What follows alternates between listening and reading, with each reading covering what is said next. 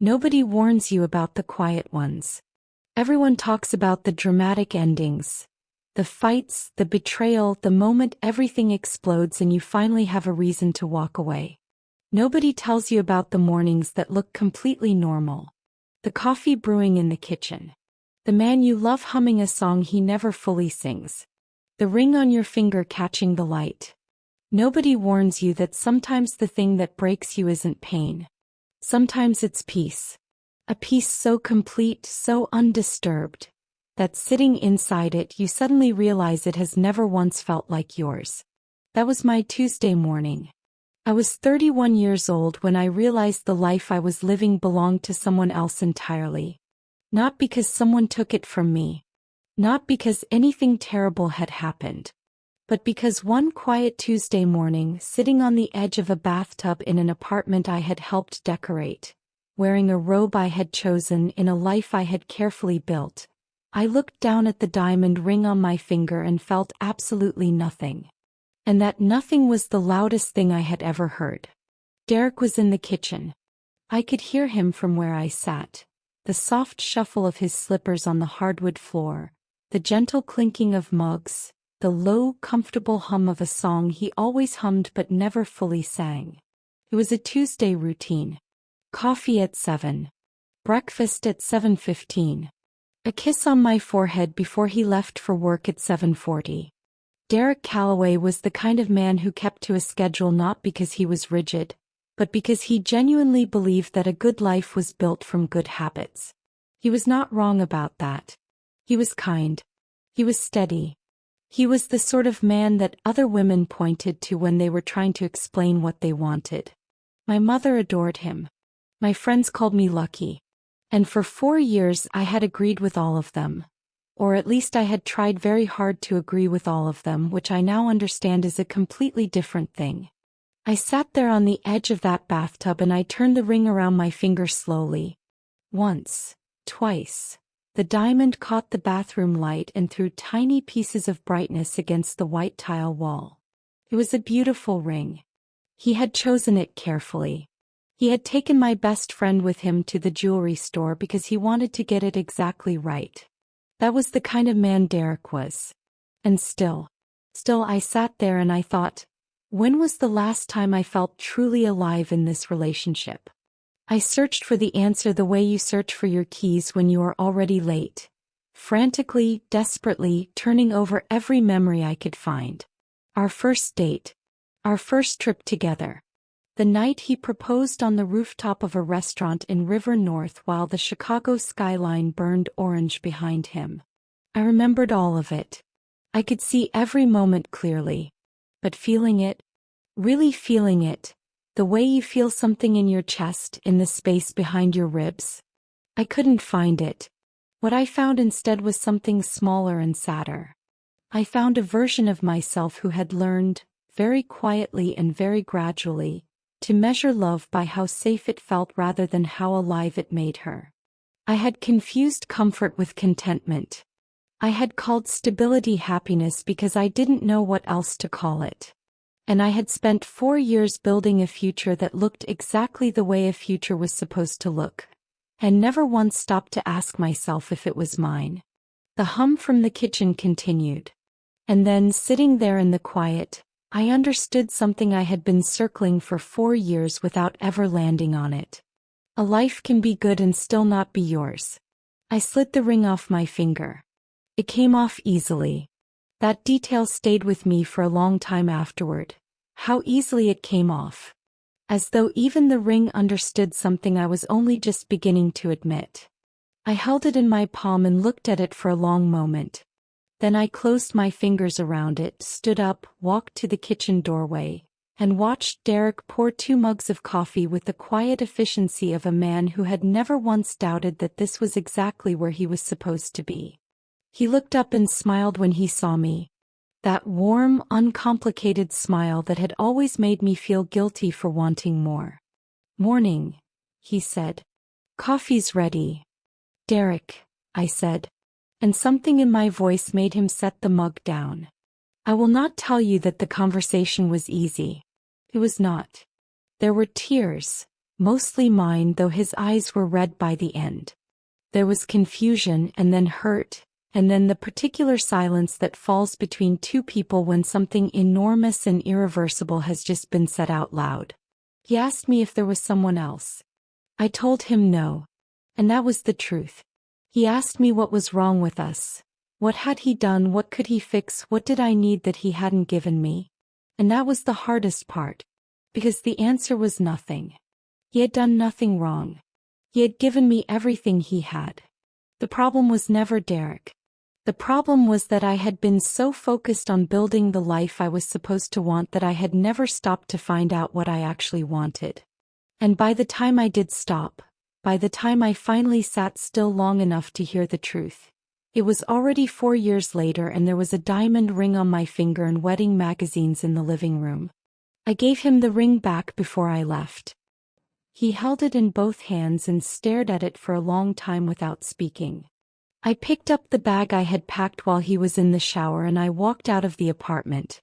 The door clicked shut behind me. I stood in the hallway for a moment, breathing. The fluorescent light above me buzzed softly.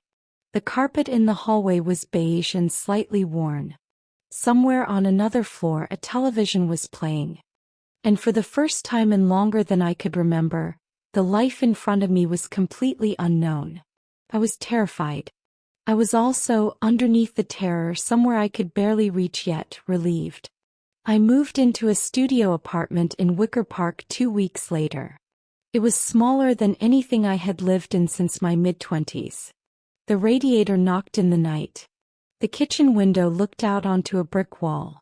My mother called it temporary. My friends called it brave in the careful tone people use when they actually mean reckless. I called it mine. And then I went back to work.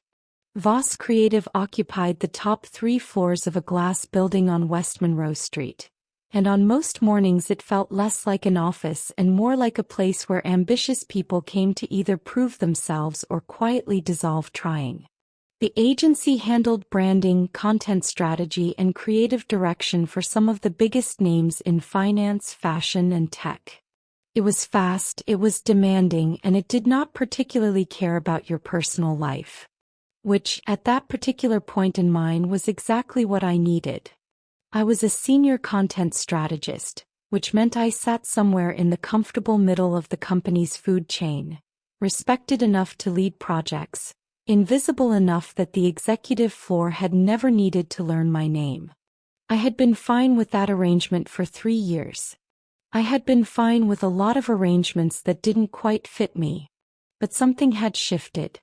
The morning I walked back into that office after ending my engagement, I felt it immediately.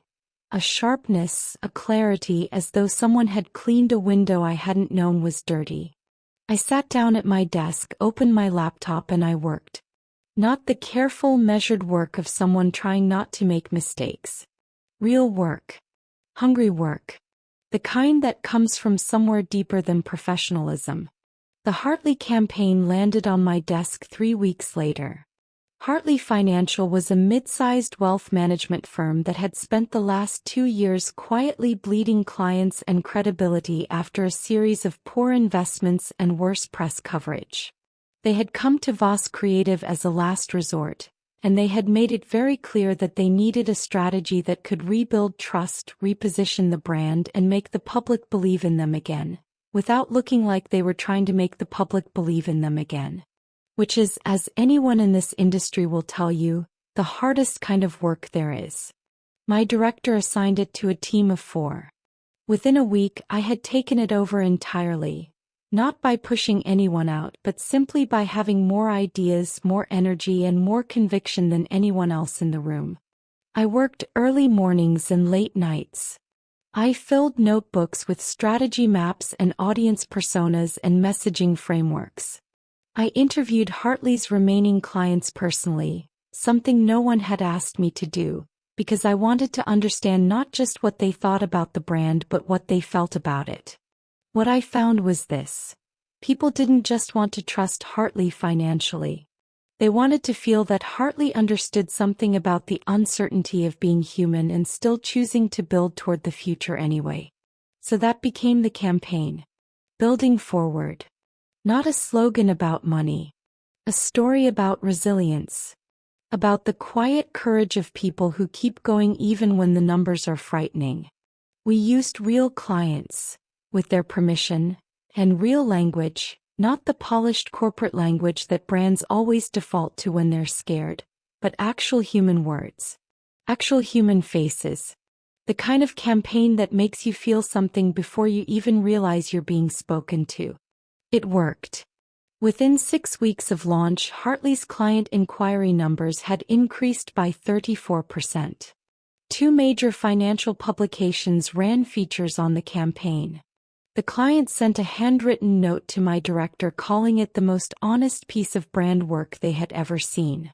I found out about all of this the same way I found out about most things at Voss Creative.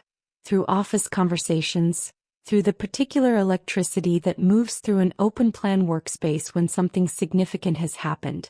But I didn't find out what it truly meant until the morning my director appeared at my desk with an expression I had never seen on her face before. "Maya," she said. "Natasha wants to see you." The office went very quiet around me. Or perhaps it didn't. Perhaps it was only quiet inside my own body.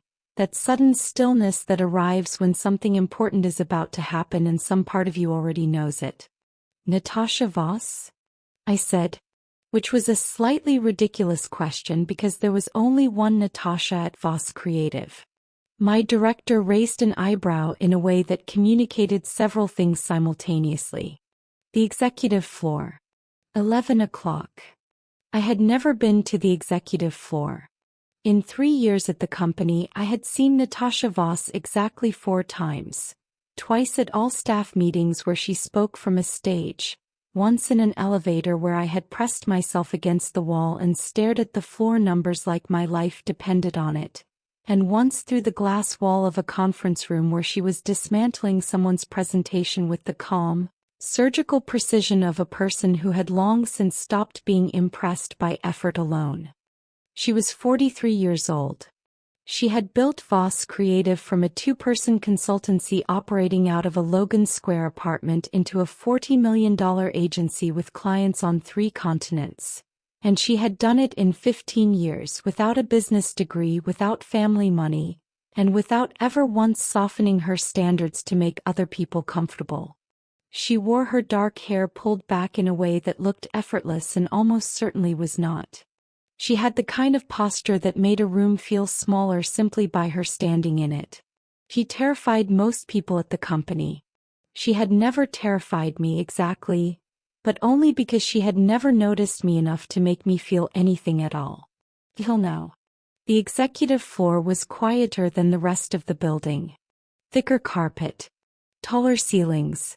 The kind of silence that isn't empty but pressurized. Filled with the weight of decisions that moved money and shaped futures. Her assistant, a composed young man named Oliver, walked me to a set of double doors and knocked once before opening them. The office was large and deliberately understated. Floor-to-ceiling windows looking out over the city. A desk that held only a laptop, a notebook, and a single glass of water. No awards on the walls. No framed magazine covers. None of the self-congratulatory decoration you find in offices built for appearance. Just clean lines, and the city stretched out beyond the glass like something she owned.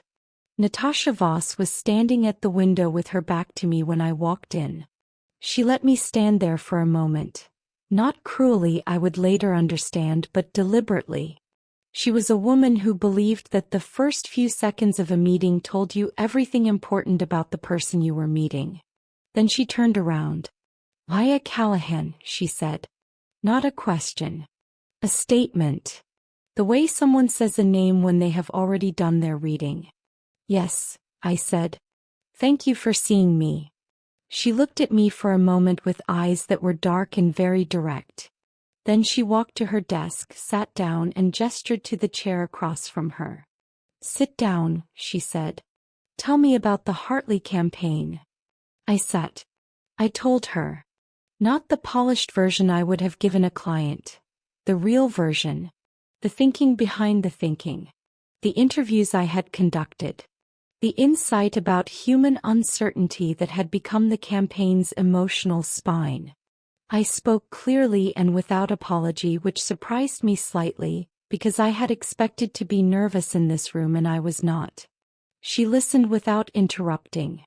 She didn't nod along the way people do when they want you to feel heard.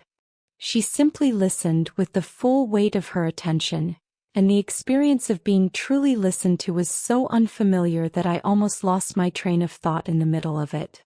When I finished, she was quiet for a moment. "Why real clients?" she asked. That was a risk. They could have said no. They could have said the wrong things. "Yes," I said. "But real things are always a risk." And Hartley's problem wasn't their numbers. It was that nobody believed them anymore. You can't solve a trust problem with a polished message. You solve it with something true. She looked at me steadily. "And when you decided to go that direction," she said, "what did you feel?" I blinked. In 3 years of professional life, no one had ever asked me that question in a meeting. "What did you feel?" "Certain," I said after a moment. For the first time in a long time, I felt completely certain. Something shifted in her expression. It was subtle. A small, controlled thing, the way a light changes in a room when a cloud moves past the sun. Most people would have missed it. I did not miss it. "Good," she said quietly. And then she told me about the promotion. New title. New salary. Direct access to the agency's largest accounts. A seat at the table where the real decisions were made. She spoke about it matter-of-factly, without performance, the way she clearly spoke about most things, as though the decision had already been settled in her mind and the conversation was simply the formality of making it real. I sat across from her and listened and tried to look calmer than I felt. Because underneath the professional stillness I was working very hard to maintain, something was happening that I did not yet have words for. Something that had nothing to do with the promotion, and everything to do with the way this woman looked at me, as though she could see not just what I had done, but who I was capable of becoming. No one had ever looked at me quite like that before. "Any questions?" she asked. I had approximately 40. I asked none of them. "No," I said. "Thank you." She nodded once and looked back at her laptop. A clean, clear dismissal that somehow did not feel dismissive at all. I stood. I walked to the door. I had my hand on the handle when her voice came from behind me, calm and unhurried. "Why, I turned. She was looking at me across the length of the office, and there was something in her expression that I would spend many nights afterward trying to name precisely. "Welcome to the table," she said. I took the elevator back down to my floor. I stood in it alone, watching the numbers descend, and I thought about a Tuesday morning not so long ago. A bathroom, a ring, a hum from the kitchen, and the terrifying, necessary decision to stop living a life that wasn't mine. I thought about how strange it was, the way one ending always contains the beginning of something you cannot yet see. The elevator doors opened. I walked back to my desk, sat down, and started working. But something had changed. Something quiet and significant and irreversible, the way the most important things always change. Not with a sound, but with a feeling. And for the second time in recent memory, I felt completely certain. Not at first. At first it just feels like warmth. Like standing near a fire on a cold night and thinking, "This is nice, this is good, I'll just stay here a little longer." And then a little longer becomes every evening. And every evening becomes the thing you look forward to most. And one day you turn around and realize the fire isn't beside you anymore. It's inside you. And by then, of course, it's far too late to pretend you aren't burning. The first Monday of my new role, I arrived at the executive floor at 8 in the morning and found that Natasha was already there. She was always already there. I would learn this about her gradually, the way you learn the habits of someone whose rhythms begin to matter to you, that she arrived before anyone else and left after everyone had gone, Not because she was performing dedication but because the work was genuinely where she felt most herself. The office after hours, she once told me, was the only place that felt completely honest. No performance. No politics. Just the problem and the thinking required to solve it. That first morning, Oliver showed me to a smaller office 2 doors down from hers, glass-walled, clean, with a view of the city that I was not yet accustomed to having. There was a notebook on the desk and a printed schedule for the week and a handwritten note in precise, angular handwriting that I immediately recognized as hers. It said, "Review the Mercer brief before 10. We'll talk then." No greeting. No welcome. Just work. I sat down and smiled to myself and opened the Mercer brief. Working with Natasha Voss was nothing like anything I had experienced before. She did not manage people the way most leaders managed people, with gentle guidance and careful affirmation and the soft padding of corporate language designed to make difficult feedback feel comfortable. Natasha did not believe in comfortable. She believed in clear. She would read your work and tell you exactly what was sharp and exactly what was weak in the same breath with the same even tone, and then she would ask you a question that made you realize the weakness she had identified was actually pointing toward something deeper. A gap in your thinking, an assumption you hadn't examined, a truth you had walked past without stopping. It was demanding in a way I had never experienced professionally. It was also, and I say this with complete honesty, the most alive I had ever felt in a conference room. Because here is what I understood about myself in those first weeks of working closely with her. I had been shrinking. Not dramatically, not all at once, but gradually and consistently over years, the way a river shrinks during a long dry season. In my previous role, I had learned to soften my ideas before presenting them. To offer opinions with enough qualification attached that if someone disagreed, I could retreat without embarrassment. I had become skilled at reading the room and adjusting accordingly, which sounds like emotional intelligence but is sometimes just a more sophisticated form of disappearing. Natasha did not allow disappearing.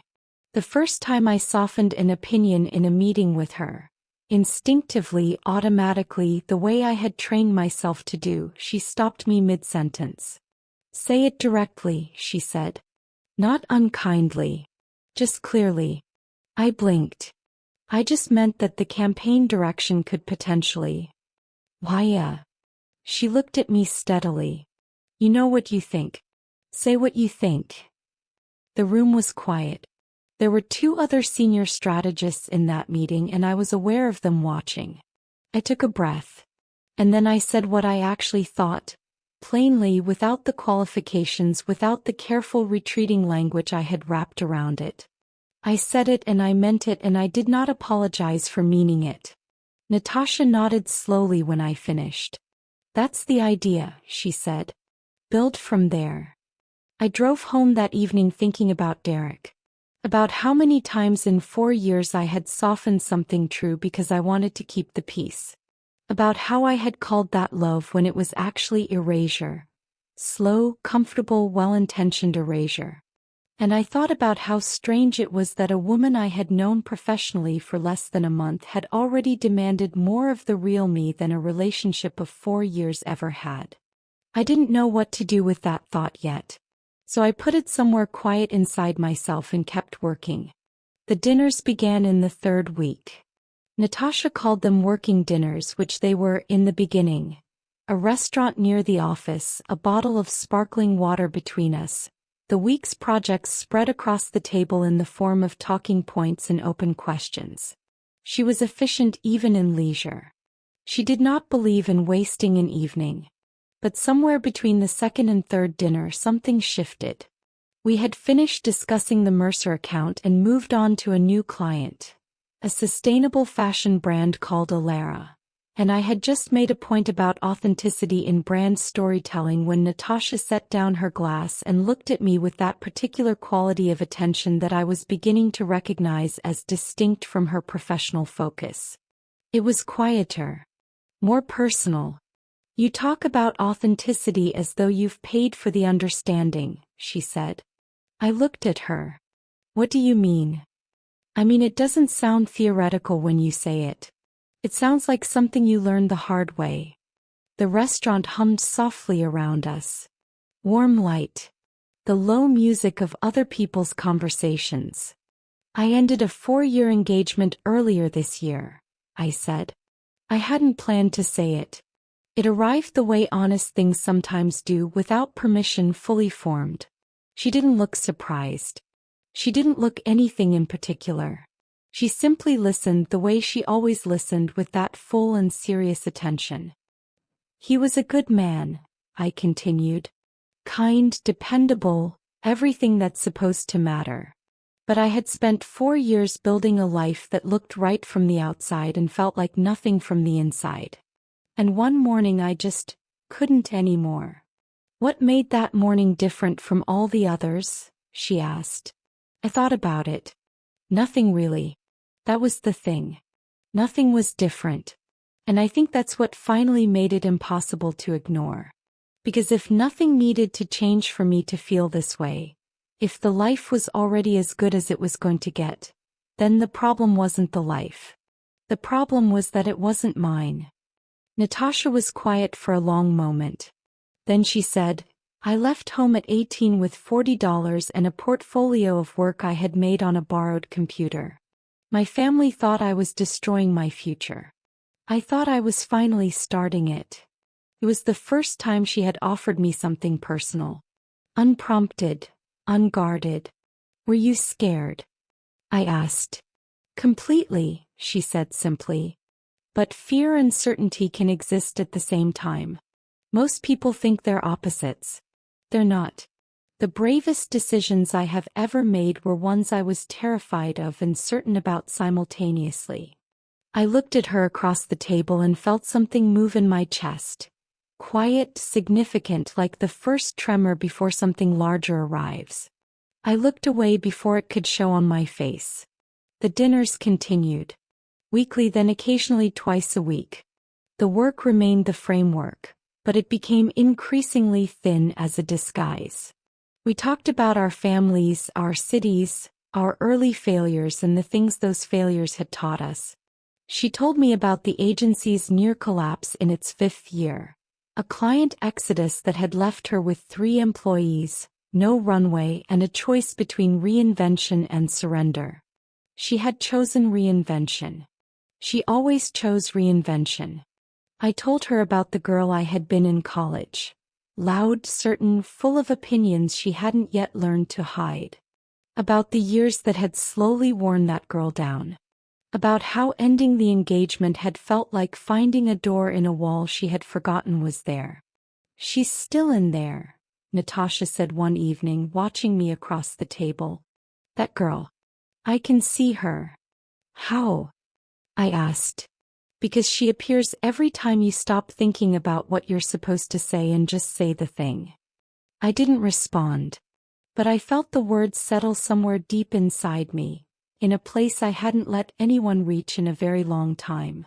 The annual Voss Creative Gala was held on a Friday evening in October at a venue in the West Loop. A restored industrial space transformed for the night into something warm and luminous. All amber light and long tables and the particular energy of a company celebrating itself. I wore a deep green dress that I had bought the day before without overthinking it. I arrived on my own, which felt significant in a way I didn't examine too closely. Natasha was already there when I arrived. She was standing near the far end of the room, speaking with the agency's board chairman, wearing a charcoal suit that was precise and quietly stunning. She saw me across the room almost immediately, or perhaps I only noticed her noticing me because I was already watching for it. She excused herself from the conversation and walked toward me with that unhurried, deliberate way she moved through every space, as though she had already decided exactly where she was going and the rest of the room simply needed to arrange itself accordingly. You look different, she said when she reached me. Different how? She considered this for a moment. Like yourself, she said. We moved through the evening the way we had learned to move through rooms together.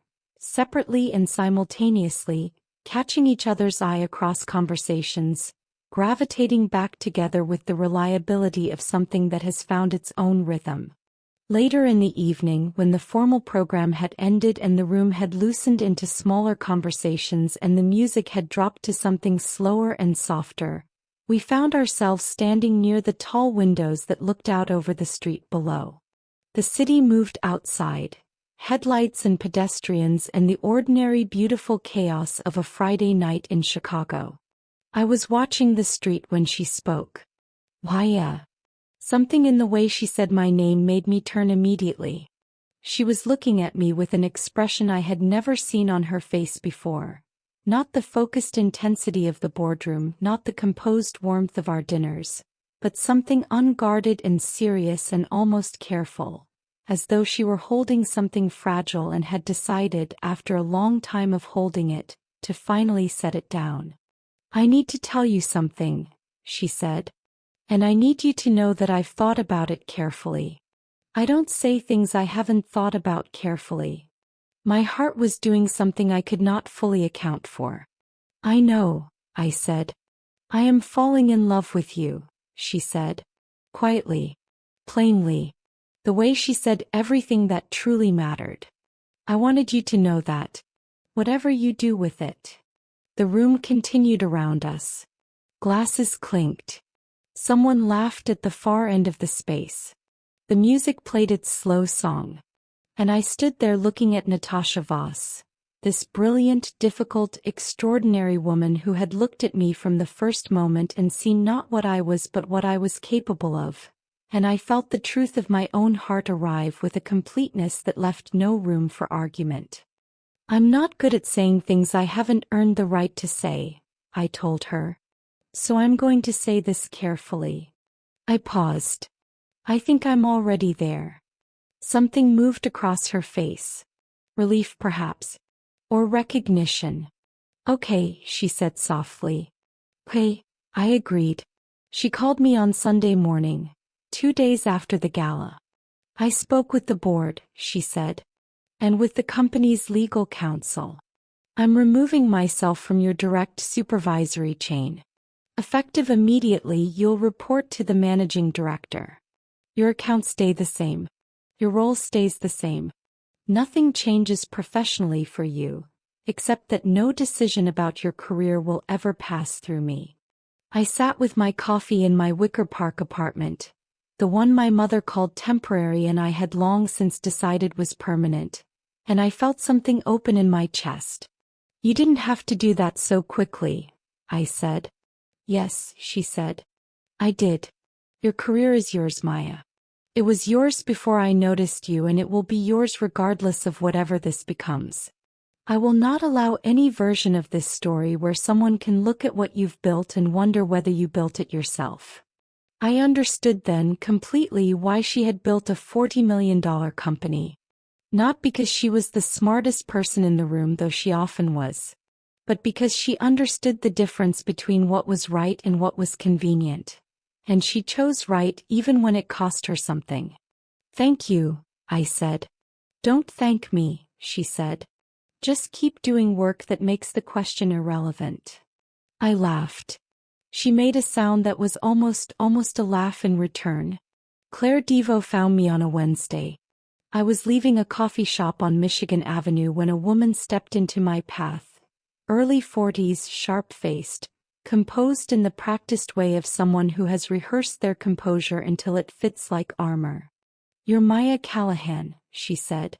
"I'm Claire Devo. Natasha and I were together for 2 years." I knew the name.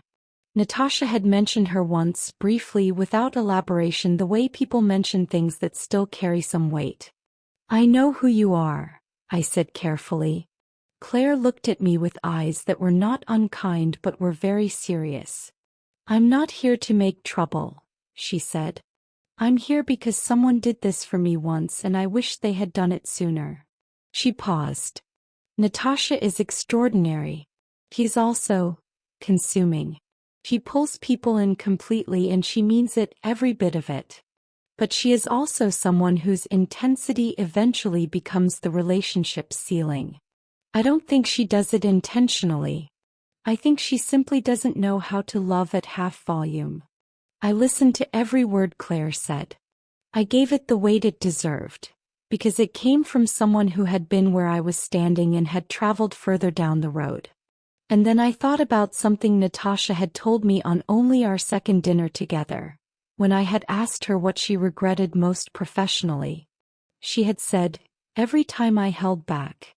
Every time I thought that giving less of myself would make something easier. It never did. It just made it emptier." I thought about that. I thought about Derek and comfort and the ring that had come off easily. I thought about what I knew, not what I feared, not what someone else had experienced, but what I knew. "I appreciate you telling me," I said to Claire. And I meant it genuinely. I really do. But I've spent a long time letting other people's interpretations tell me what my experiences mean. I think I'm done with that. Claire looked at me for a long moment. Something in her expression shifted. Not quite approval, but perhaps recognition. "Fair enough," she said quietly. She nodded once and walked away. I stood on Michigan Avenue and let the October wind move around me, and I felt the clarity of a woman who knows her own mind and has decided to trust it. I called Natasha that evening. "Claire found me," I said when she answered. A pause. "I see." Her voice was careful. "She said you love at full volume," I told her. She meant it as a warning. "And I think full volume sounds exactly right," I said. "I've spent enough of my life at half." The pause that followed was different from the first one. Softer, fuller. "Maya," she said. And the way she said it, quietly with that particular weight she gave to things that truly mattered, made me feel seen in a way that I had spent 31 years not knowing I was missing. "I know," I said. "I want to tell you something before I finish. I want to tell you that this story is not really about Natasha, though she is extraordinary and I love her in ways I am still learning the language for. This story is about a Tuesday morning and a bathroom and a ring that came off easily. It is about the terrifying, necessary act of choosing yourself when everything around you is voting for the comfortable version of your life.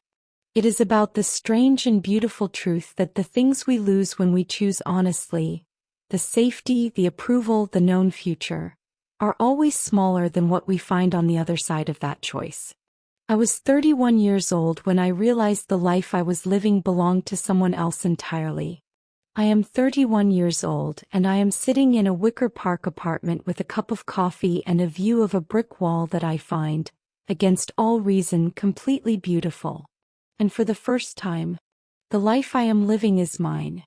There is a question that started all of this. Not Natasha. Not the promotion. Not the gala or the dinners or the moment everything changed between us. A question. Sitting on the edge of a bathtub on a Tuesday morning. Is this life actually mine? I answered it. And answering it cost me the comfortable version of my future. And gave me something I would not trade for anything in the world. The real one. I don't know where you are right now. Maybe you are exactly where you are supposed to be. And if you are, hold on to that with everything you have. Maybe you are sitting somewhere quiet, holding your own version of that ring, feeling a silence you have been trying very hard not to hear. If that is you, I want you to know something. The life that is actually yours is not gone. It is just waiting. Patiently. Quietly. On the other side of the honest choice you already know you need to make. I know because I made it. And it was the truest thing I have ever done. Because the most important stories are always just beginning.